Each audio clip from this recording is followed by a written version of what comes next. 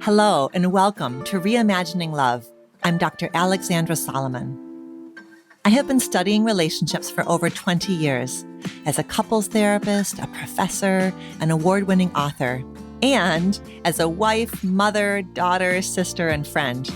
Now, I'm inviting you into this space each week as I dig into some of the toughest and most fascinating relational dilemmas of our time.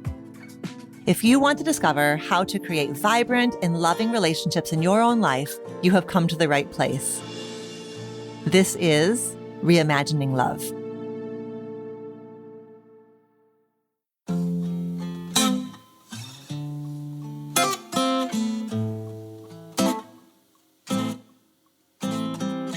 Welcome back to Reimagining Love. I am so glad that you are here today because I have something important to tell you.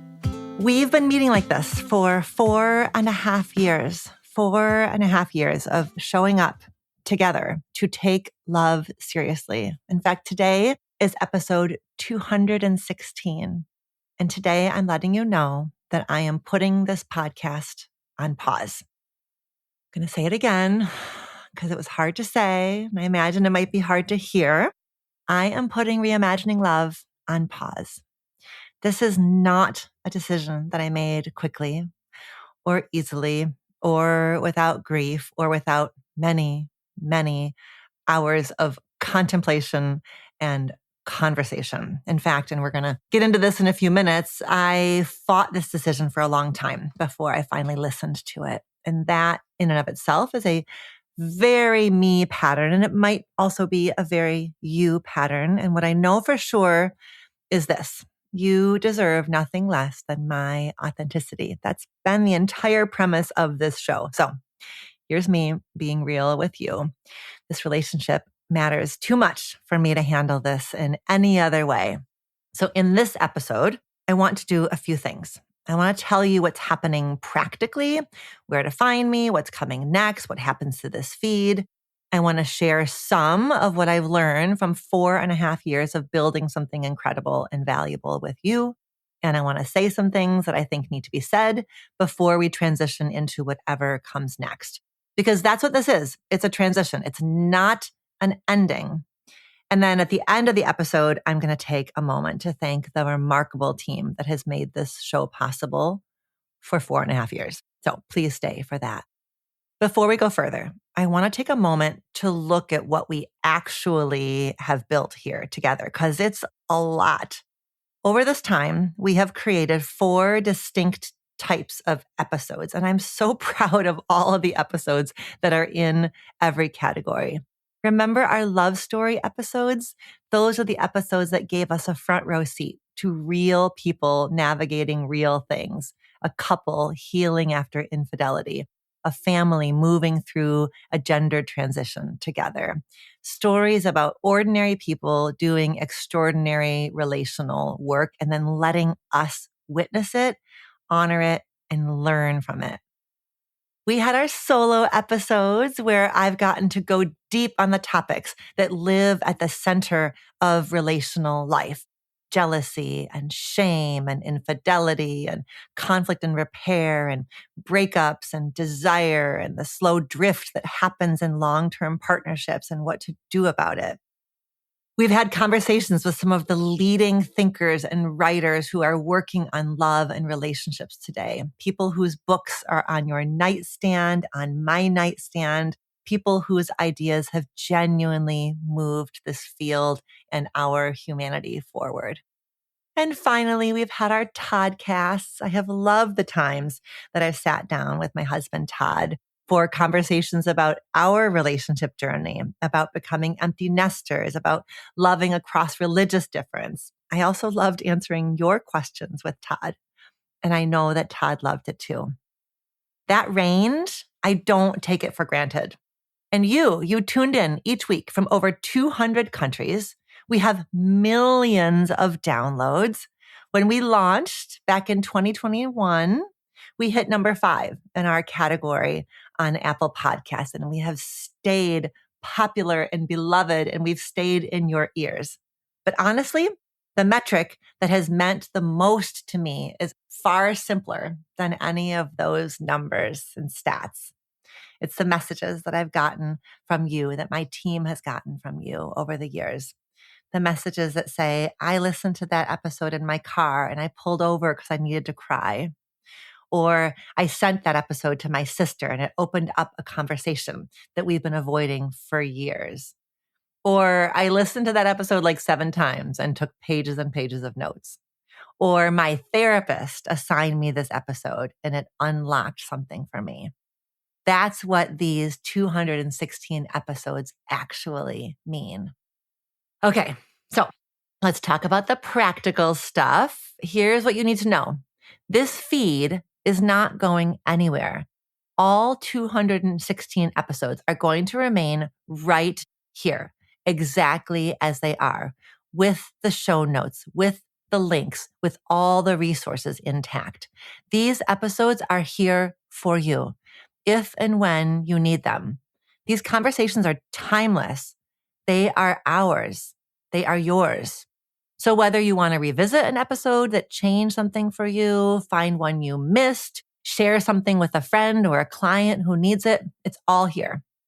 I'm genuinely so proud of this catalog and I want you to keep using it. I know that I'm going to keep using it as well.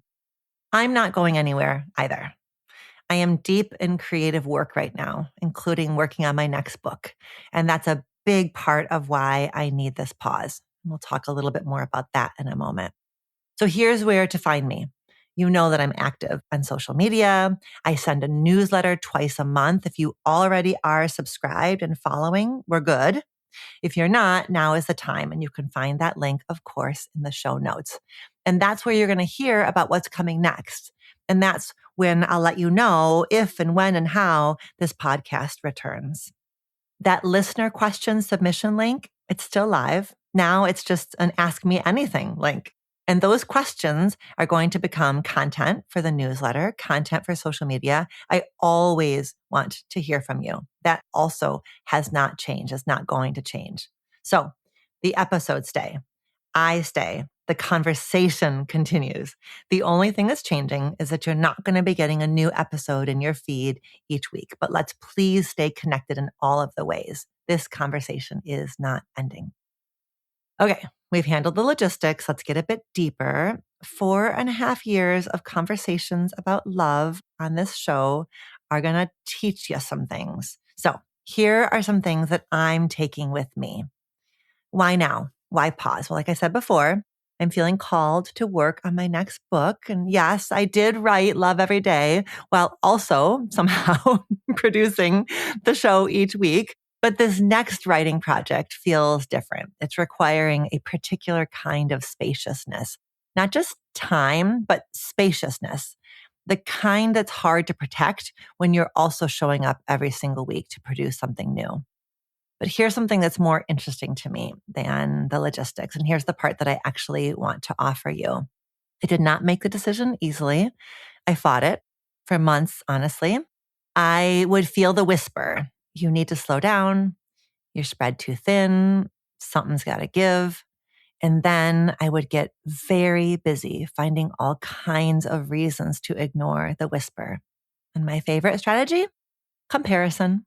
I would think, I need a break.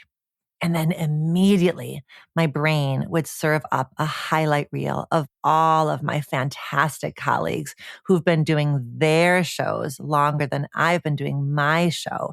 And they haven't paused and they somehow write books and do all kinds of things and seemingly don't struggle with any of it. And just like that, my little whisper, my need would feel illegitimate. And I'm guessing that you also might know this self-invalidating move, right? We do it in our relationships too. I'm overwhelmed becomes, but somebody else has it harder. I need more connection becomes, but who am I to ask for that, right? We are so at risk of using other people's perceived endurance as evidence against our own experience. And it works. It's a really effective way to stay stuck, for inertia to become the default, for status quo to feel mandatory rather than chosen. What helped me was something that a guest on this very show of ours taught all of us. Shannon Watts, episode 174, talked about the sacred pause, the idea that stopping is not the same as failing, that intentional rest is not absence. It's a different kind of presence. And most importantly, that it's way easier to step away from the familiar when your next move is all lined up. It's way easier to let go of the shore when part of you is already safely docked in the next port. But that liminal space, that not knowing space, that in-between space is actually an immensely fertile space. Sometimes we need to be with the nothingness so that something new has the space to emerge, to bubble up. I've thought about that conversation with Shannon so many times in the last year as I wrestle with this decision. And when I'm talking to other people who are dealing with their ambivalence about something in their life that they're trying to figure out whether to stay or pivot, I cite Shannon Watts in the sacred pause all of the time, gleefully and cheerfully and truly to the marrow of my bones, trusting and believing this idea of the sacred pause. But if I'm being really honest, it is one thing to nod along with a concept, to excitedly offer it to anyone and everyone. It is another thing entirely to actually live it. So this is me living it uncomfortably and with a lot of grief and with a lot of trust that honoring what I need is not a betrayal of what I've built, and honoring what I need is not a betrayal of you. And I think that's worth saying out loud because I know so many listeners of this show are navigating versions of this exact same thing, right? Maybe it's the relationship that needs a new shape. Maybe it's the commitment that served you beautifully and now needs to evolve. Maybe it's that moment when loving something well means letting it change. Transitions are not failures. Pauses are not abandonment. Needs are not weaknesses. And if this show has taught me anything, and it has taught me so damn much, it is that the most courageous relational move is the one that feels the truest, even when the truest thing is, I don't actually know what comes next. I just know that this is the next right step. And that's where I am. And I want you to know.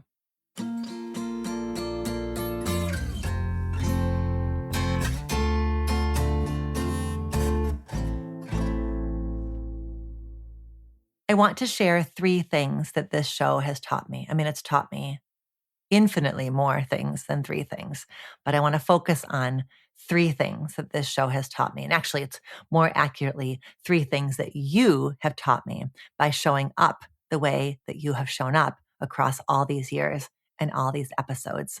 You know, my friend Paul Brody has this beautiful conceptualization of listening, the power of listening. And he imagines that listening is the bowl and speaking is the liquid that gets poured into the bowl. And that the shape of the bowl, the shape of the listening actually creates the talking. So the way that you have listened, the way that you've put me in your ears week after week has shaped the way I've been able to talk and therefore has shaped what I have learned. So here are 3 things that feel really important that I'm taking away. Number 1, you already know that easy answers don't work. And I've been struck over and over again by who you are as a listener. You didn't come here for a checklist. You didn't come here for 5 things to say to your partner tonight. You came here because you understand, even if you can't always articulate it, that love is not a problem to be solved, but rather a capacity to be developed and honed again and again. And that is not a common orientation. Most relationship content, the stuff that gets shared and clicked, the stuff that goes viral, promises resolution, and resolution feels so good. And I totally understand the appeal. When we are in relational pain, we want the pain to stop. When we feel confused or uncertain, we crave the answer. But you keep choosing understanding over relief.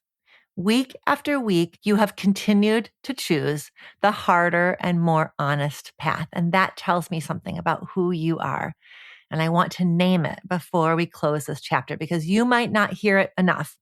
The fact that you are willing to sit with me and to sit with all the complexity that I've asked us to sit with, the way that you have resisted the shortcut, the way that you have stayed curious when everything in you wants to be pointed in the quote unquote right direction, that's not the small thing. It's actually the whole freaking thing.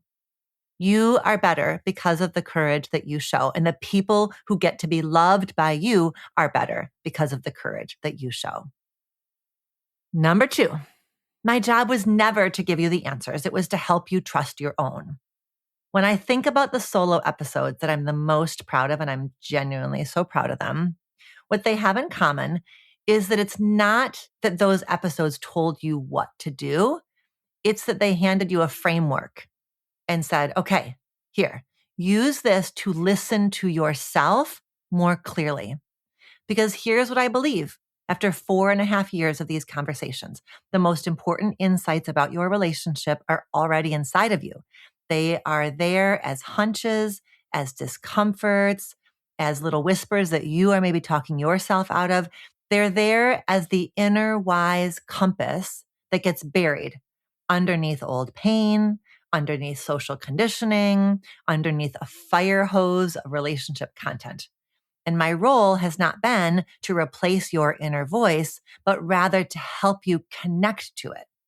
That realization makes me a better therapist and a better partner and a better writer, truly. And I hope it's made you a more trusting and compassionate witness to your own experiences. Number 3, uncertainty is not a symptom, but rather the place where discernment begins. The emotional experience that I have heard about most in your questions, in your messages, in the episodes that have gotten the most traction was uncertainty. I love this person, but ... That sentence in so many variations, so much anguish in that comma and the ... What I found myself doing again and again was helping you sift, because that but can mean a lot of different things. It might be a fairy tale talking, right? You know me and my Disney did us dirty messages. That gap between the love story that we are sold and the messy, imperfect one that we are actually living. It might be an old wound that's getting activated, as we know old wounds invariably do in our intimate partnerships, right? Not necessarily a verdict on your relationship, but rather a signal from your own history that needs your tenderest attention. Or it might be a genuine call to action, something that actually needs to change. Those are 3 very different situations and they require 3 very different responses. And the work is learning to tell them apart. And that's what so many of our episodes were really about. Not here's the answer, but here's how to find your answer. And even though we're not going to be meeting each week in the same way, at least not for a while, I want you to keep doing your good and brave and beautiful work. I want you to continue to steer clear of easy answers. I want you to continue practicing trusting yourself. And I want you to keep flexing those discernment muscles. I want to leave you with the most honest thing I can say. I've been changed by you. I am smarter, more thoughtful, wiser, and kinder than I was 4.5 years ago. And a meaningful part of that is because of the time I have spent in this ongoing dialogue with you. Your questions have shaped my thinking. Your feedback has challenged my assumptions. Your willingness to go to hard places has given me permission to go there too. I took risks in this show because I trusted you. And you met me there every time. Thank you. And I want you to know that I hold with such tenderness the awareness that I have changed you too. That something said in one of these episodes arrived in your ears and in your heart at exactly the right moment. That's so cool. That a conversation that we had, you in your car, me in my office with my microphone and my pages of notes, separated by distance, but feeling connected, helped you see yourself or your relationship a little more clearly. That this show has been part of your journey toward more authentic, more courageous love. That knowledge fills me up completely. So yes, this is so freaking bittersweet, and I'm not going to pretend otherwise because you would see right through it. And frankly, you deserve more than just a tidy little bow. So this sacred pause for me sits at the true intersection of bitter and sweet. I am proud. I'm grateful. I'm a little sad. I'm excited about what's next. I trust the unfolding all at the very same time. Which, if you've been listening to the show for any length of time, you will recognize as actually a very relational place to be. You know how to be in that place. I've watched you practice it. So take everything you've learned about love, about yourself, about what you're willing to stay curious for, and just keep going. Keep doing the work. Keep resisting the easy answer. Keep honoring the hunch. I'll be here, just in a different form, at least for a little while. With so much love, thank you.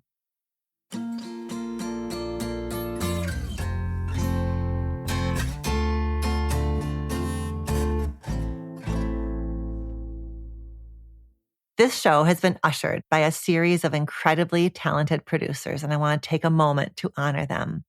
I launched Reimagining Love in 2021 with Elizabeth Vogt, who had just graduated from Northwestern University. She heard a rumor on the campus that I was thinking about starting a podcast, and she reached out to me.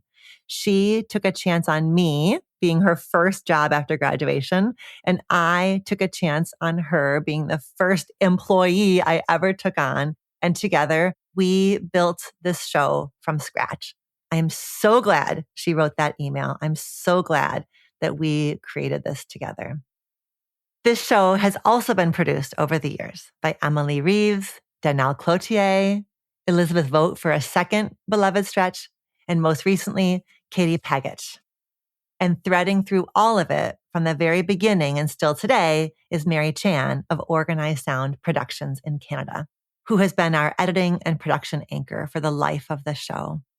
Each of these people has been with me through the full range of what it means to produce something weekly. The nerves before a big interview, the self-criticism after one that didn't go the way I hoped it would go, and the many, many moments where I have needed to be gently saved from myself because I had written a 22-page script for what was supposed to be a 40-minute episode. I'm also so grateful to the members of Team Relational Self-Awareness who have shaped this show behind the scenes. My graduate students, first and second year students in the Masters of Science in Marriage and Family Therapy program at the Family Institute at Northwestern University, have worked in my scholarly lab over the years doing all kinds of tasks. But what they've told me consistently is that prepping podcast episodes has been among their favorite things to do. And that means the world to me. So thank you to Julia Bove, Amna Syed, Tony Hansen, Sophia Green, Julia Camara, and Mia Bloomfield. Thank you. Your fingerprints are on this work. To Sam Hardy, who worked as my director of social media for many years and who does all of my photography and who's weighed in on more episodes than I can even count. To Megan Gomand-Oval, my director of education and programming, whose thinking has also shaped so many of these conversations. To Jen Marler, my director of operations, who, as I always say, helps me keep my head from falling right off my shoulders. And to Jackie Gamine for your stellar social media support. Thank you to Jaco Lau, Tariq Basuri, and their whole team at Big Pond Podcasts for being tireless advocates and cheerleaders for the show. Thank you to Slade Warnkin for the beautiful music that has given you, our listener, the holistic experience that you deserve. Thank you to Stephen Breimer, whose legal guidance and support never lead me astray. Thank you to the team at K Publicity. Thank you to the team at Nicely Done. who continues to guide me with such wisdom through the beautifully messy world of being a public-facing relationship expert. It takes a village to make something like this, and I have been so lucky in mine. Thank you for listening. Until next time, be well. If you're looking for more love and relationship content, you can find me on Instagram at dr.alexandra.solomon or visit my website, dralexandrasolomon.com, where you'll find my blog as well as the Intimate Relationships 101 e-course based off of the popular class I teach at Northwestern University.